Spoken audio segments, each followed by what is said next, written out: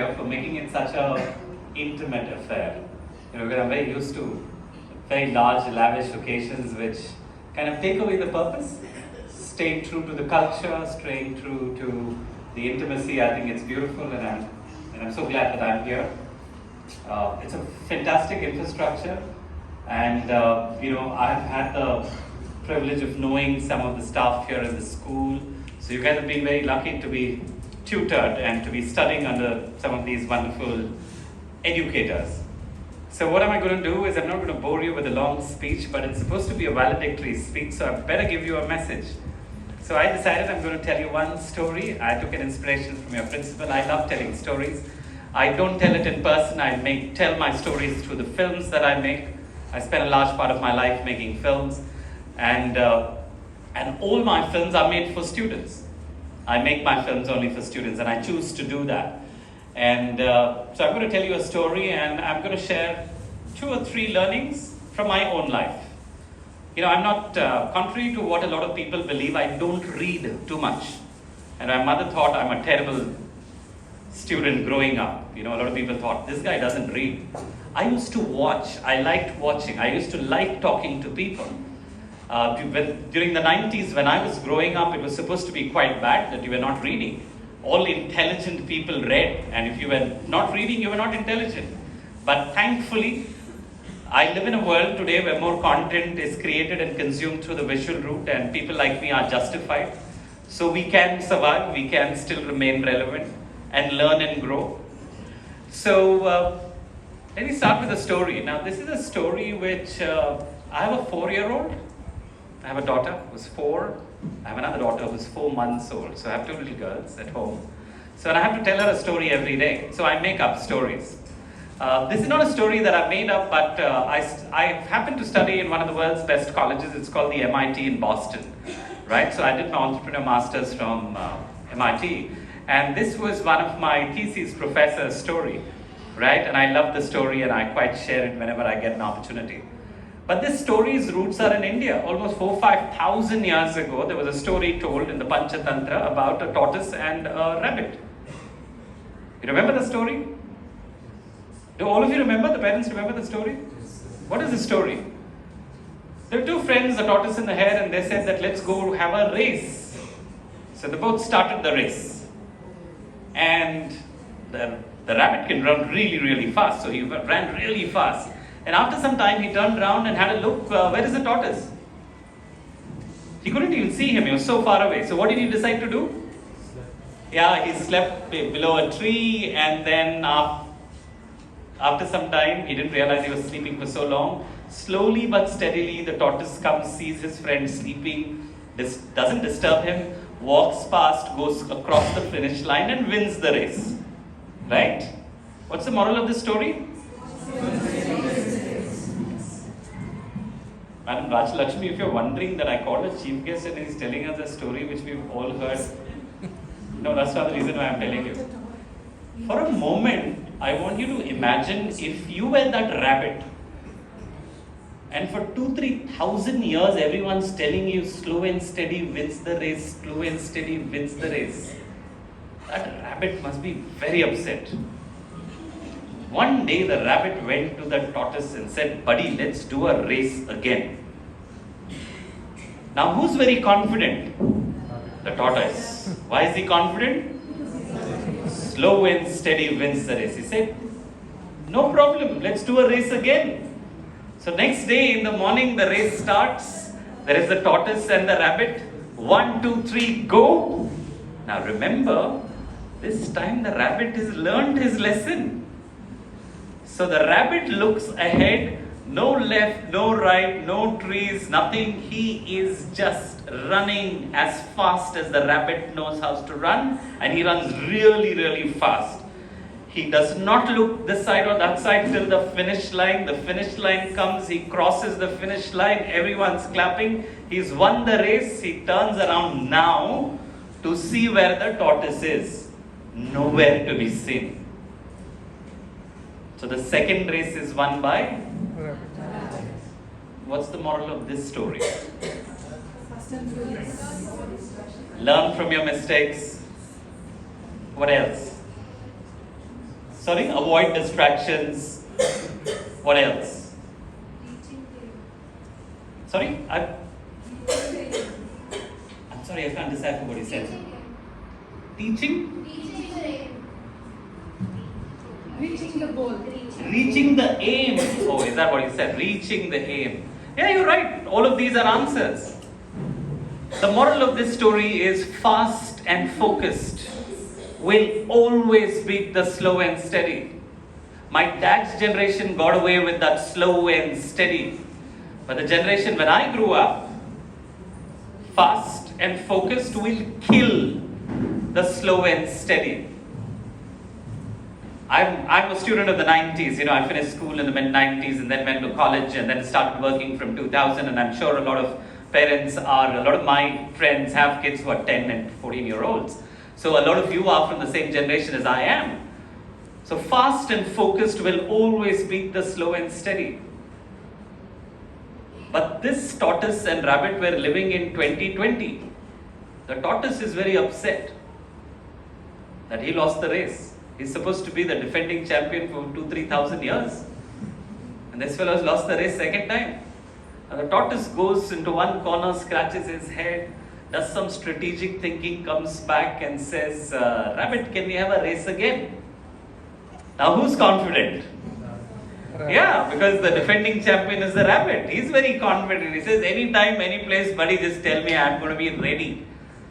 So next day in the morning, the tortoise comes and says, okay, you stand here, this is the starting line, the finish line is going to be there 1 kilometer away. The rabbit says, don't worry at all.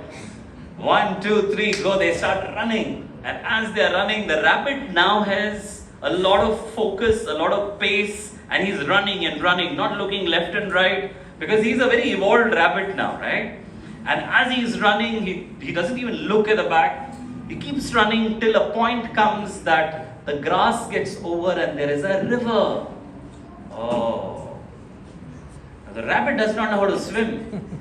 So the rabbit is sitting on the banks of the river and sitting and scratching his head and wondering, how do I cross the river? Slowly but steadily, the tortoise comes. He looks at the rabbit, very confused, jumps in the water. Now you know how well he swims. He swims very well. He swims across the river and the finish line is across the river. Now who won this race? And what's the moral of this story? Sorry? Work on your strength. Work on your strength. What else?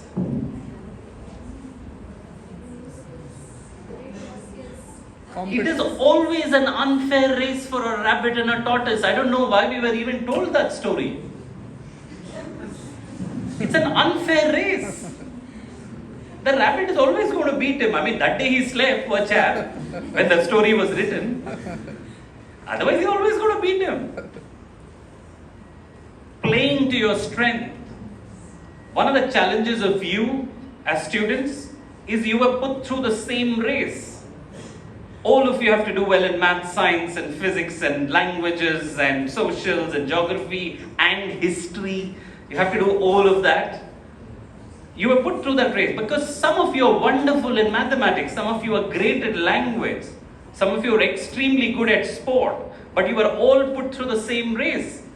Now just because the rabbit lost that race, for 2,000 years we kept saying that slow and steady wins the race. And that's how we look at students and their ability to do well in life.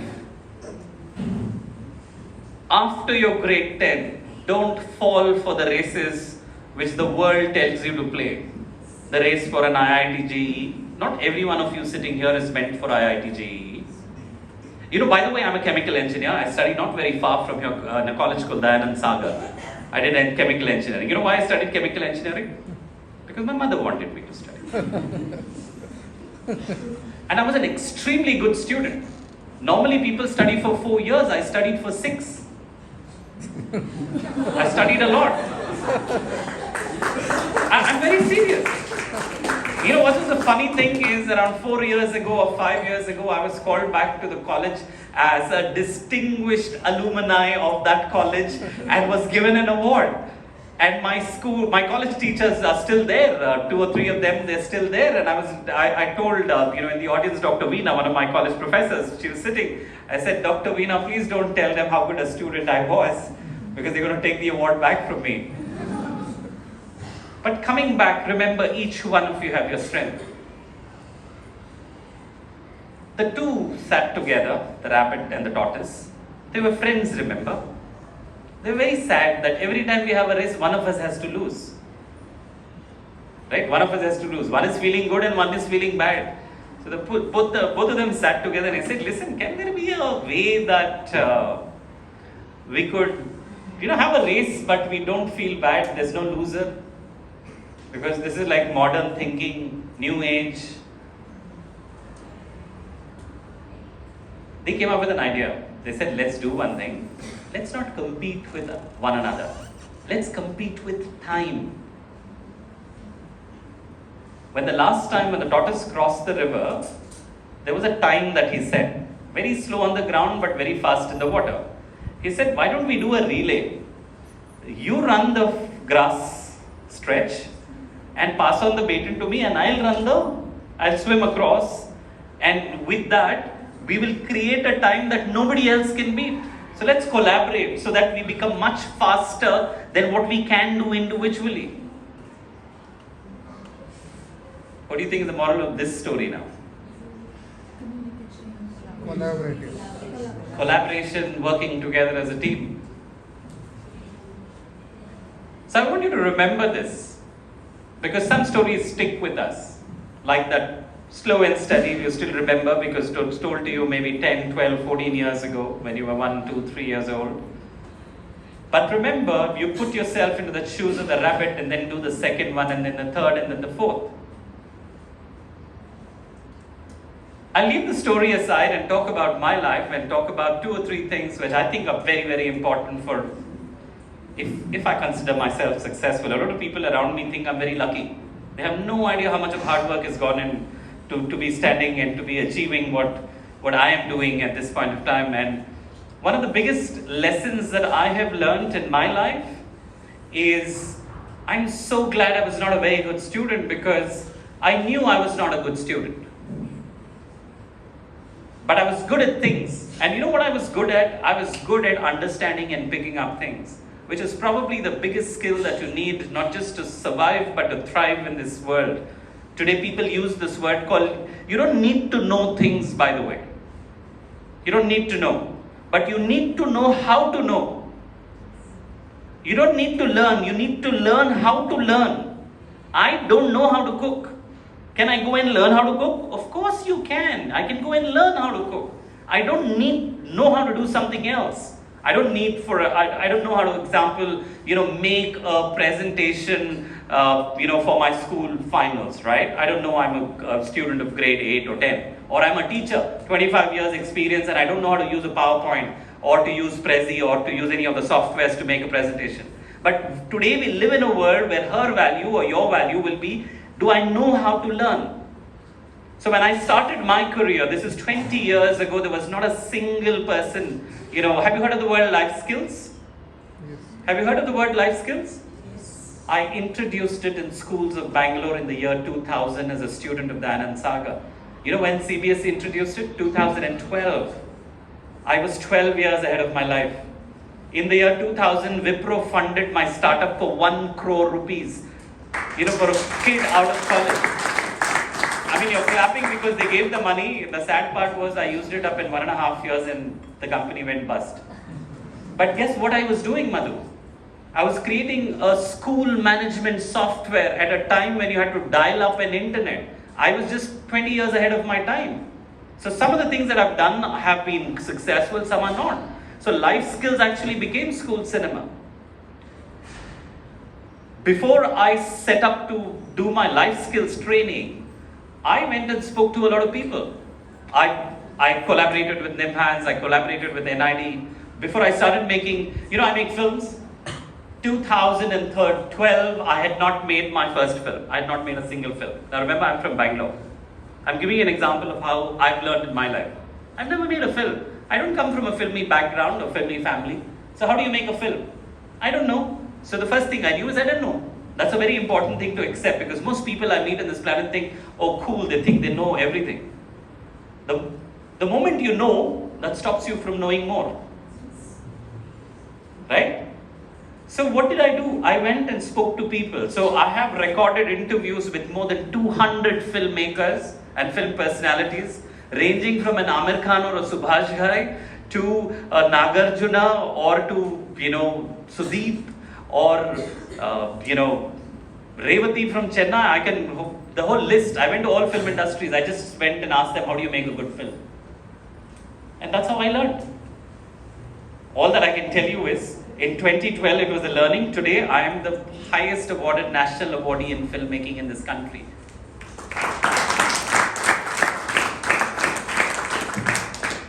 And if you ask me, do I know how to make films? I can tell you a lot of things that go into not making a film. I'm still trying to figure out how to make a good film. Because I'm still learning. One of the biggest mistakes that parents, teachers make and our society does is they tell you a big lie. You know what they tell you? Once your 10th standard exams are over, then when you come to 12th standard, they will tell you, once your 12th standard exams are over, then once you go to your degree, once you get a degree, your life is? That's a big lie. That's an absolute lie. If you ask me, that is the attitude which kills the growth of most people on this planet, because now they've got a degree. They stop learning. They stop growing. I pity your generation, because my dad's generation lived in jobs which were for 30, 40 years. They joined one company. All of you can vouch for it, yes or no? They joined one company, they were there for 30, 40 years. My generation is very finicky. Every 5 years they have a 7-year itch and they want to change a job. Now the ones joining companies now, 1 year sir, I'm getting bored with my work.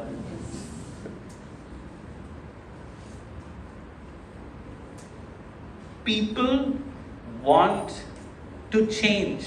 You will have multiple careers and there's nothing wrong with it.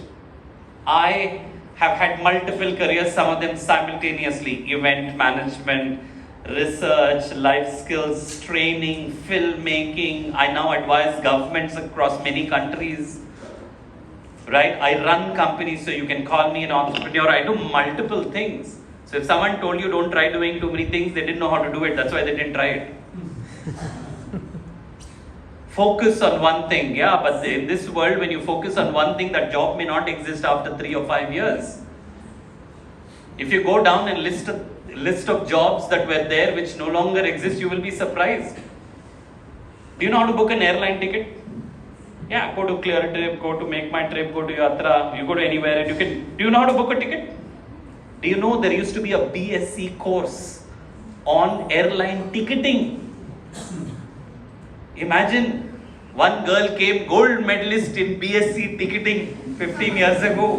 What job will you give her today? Things are changing faster than we can wildly imagine. Just last week, I have to give this example to you parents. Artificial intelligence, the way that's coming into our lives. So my little one, like I told you, is 4. I have a friend of mine, Jacob, based out of Los Angeles. He's one of the foremost thinkers in the artificial intelligence space. We studied together at the MIT. So he's developed a small little robot called, it's not a robot, it's called a humanoid, right? Called Moxie, right? And I wanted a gift for my daughter, so I got a Moxie from the US. And it's one of the first ones in this country. Moxie teaches children social emotional learning. After spending 1 hour with Moxie, you know what my daughter tells me? I'm feeling shy of Moxie. Can you imagine that feeling of shyness is normally reserved for people of her age. People. My daughter felt shy of a humanoid. These little ones are relating to technology you and I cannot even imagine. I run tech companies, 2 of them, and I can't even imagine what my daughter, how they relate to technology. The world's changing. If you've not done great in your 10th standard, no problem. If you've not done, but you need that education. Remember, I'm not saying, when I'm telling you this is what is important, doesn't mean that is not important. When I told you fast and focus wins the race, there are times when slow and steady also wins the race. I didn't say that one is better than the other. That's why the two of them came together as the ideal combination. So learning to learn is the skill that you need to have. Because whatever knowledge you have, whatever degree you have, will not be enough for you after 1 or 2 years. And anyone who's running an organization or working in mid-higher level management will tell you that we have a problem with a lot of people who work for 5-10 years in our companies. We don't know what to do with them. Because half the price I will get a kid out of college who will do better a job than the guy who's have to pay him 2-3 times more. So mid-level management jobs in India is a huge problem. Freshers we all want. Why? Because they know how to learn. So the skill you need, if you do great in examinations, you have good memory. That's not a skill that's required in the world, by the way. In this audience, how many of you have done masters and bachelors? Put up your hands, please. Bachelors, masters, almost all of you, right? Okay, let's have a competition. All of you on one side, me here. Ask me any question, I'll answer. See, all the knowledge in the room is useless in front of this. All the memory is useless in front of this. You ask Google uncle and YouTube auntie, they'll tell you everything. Information and knowledge, knowing that and memorizing it for an exam is not a skill that you will require when you are out there in the next 3, 4, 5 years to start working in the working world. The skill that you require is how do you figure out. Have you searched on Google? Have you guys searched on Google? You have, right? And the moment you search, how many answers do you get? 3,042,000 results come out. Have you seen that? Now out of that, how do you know which is the right information? Yeah, that's what you choose. And that's why people pay a lot of money for putting their information right on top. Most of them are advertisements, by the way. Most of them are pushed to you. So that's the skill you need. The first one that you need is learning to learn. The second one is something that I was taught. It's one of the oldest skills. The first one is a new age skill. The second one is the oldest skill. Unfortunately, not in fashion today. You know what it's called? Discipline. I was told, ma'am, in my letter that you sent for me, for the invitation, you told me to come here at 4:30. So I was here at 4:15. For over 25 years now, I've been speaking at events, I've hosted events, I take workshops. I don't remember a single time ever in my life that I've been late. Ever. And I clearly attribute one of the reasons of my success is to be very disciplined. Right? A large part of my life I travel, right? I come back home, normally my flights from Delhi, Bombay or Dubai, by the time I land home is 2 o'clock, 1 o'clock, 6 o'clock sharp, I'm in my gym working out. No reason, yesterday I was in that flight, it was very late.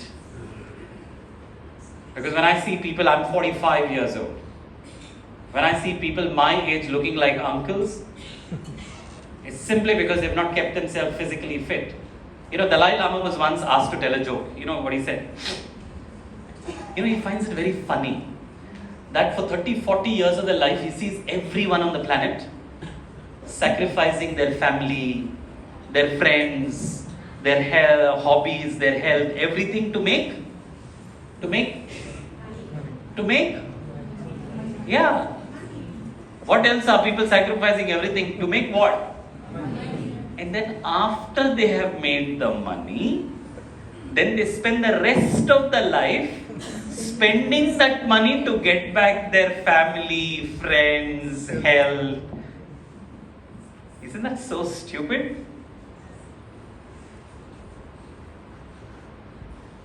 When I talk about discipline, it's not just about timeliness. It's about everything about you. How do you carry yourself? How do you speak? How do you interact with people? How do you take care of yourself? The biggest gift that you have, by the way, what's the biggest gift you have? A lot of students tell me, my parents, no, the body that God's given you is your biggest gift. If you can't even take care of your body, what will you take care of your parents? If you can't take care of yourself, what will you take care of your job? One of my interview questions for a lot of people that I ask, and he knows that too. My favorite question is, what are your hobbies and what do you do for your physical fitness? A lot of times I don't even employ people who are not physically fit. I don't. Because if the person doesn't value his own body, how will he value my work and my organization? So discipline is an age-old thing, and a lot of parents and teachers tell me that it is out of fashion for this new generation. If you want to stand out and be successful, you need to be very, very disciplined. Value your time, value everything that you do.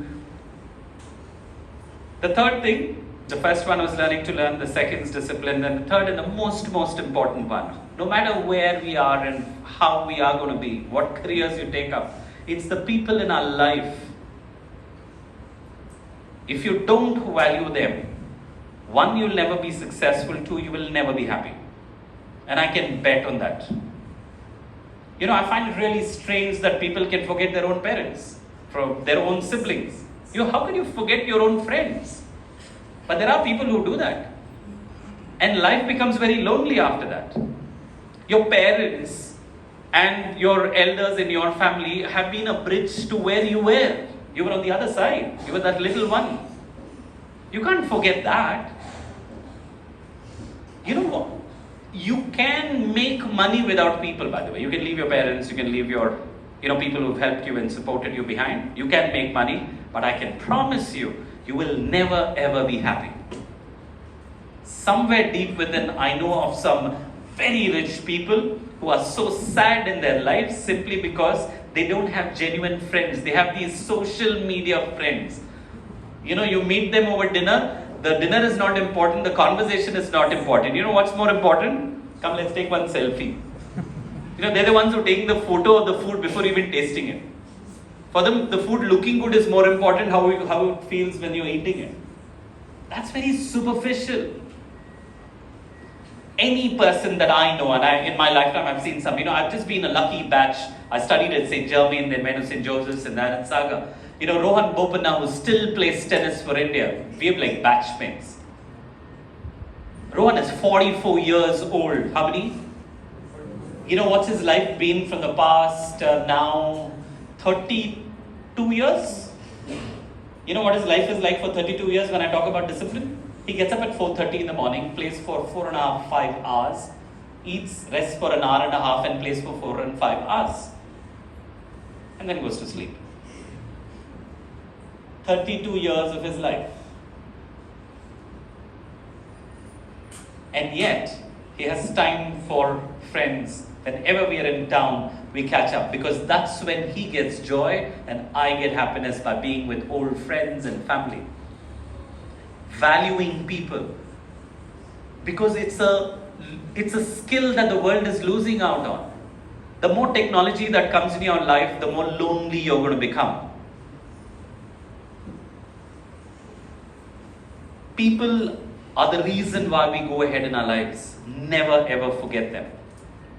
When I was coming to Rajeshwari Nagar, I used to come, I've been coming here for 22 years now because my mentor, Mr. Dilip Patel, lives here. I don't know if any one of you know, he's one of the oldest residents of this society in Rajeshwari Nagar. And I used to come here. And